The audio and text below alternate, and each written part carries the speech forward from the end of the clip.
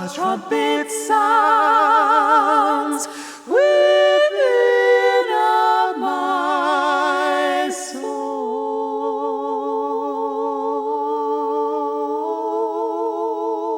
Before the Civil War, many slaves ran away from plantations seeking freedom in the North. This was called the Underground Railroad. Quite a few came through Kennett Square, a small town in southeastern Pennsylvania that was called a hotbed of abolitionism. Why Kennett Square? There are several reasons. Its nearness to the Mason-Dixon line and the help given by local residents, people of color, and abolitionist Quakers. Some of these Quakers formed Longwood Progressive Meeting, now the Chester County Visitor Center.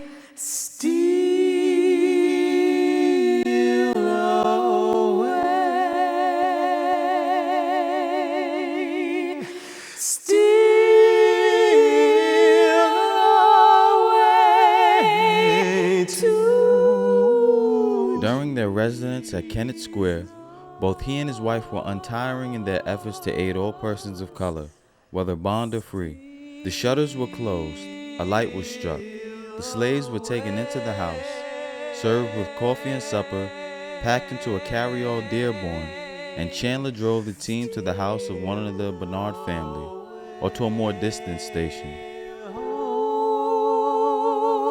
One woman came there from Wilmington, who was the slave of a Presbyterian minister. She had been kindly treated, but heard a whisper in the family that she was to be sold the next day. On Kennett's East Linden Street was the home of Edwin Brocious, an Underground Railroad station master.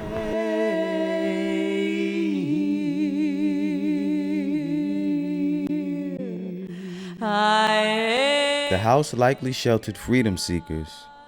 2 blocks away is another probable Underground Railroad station belonging to Samuel and Deborah Pennock.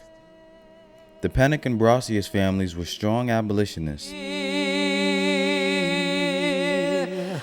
I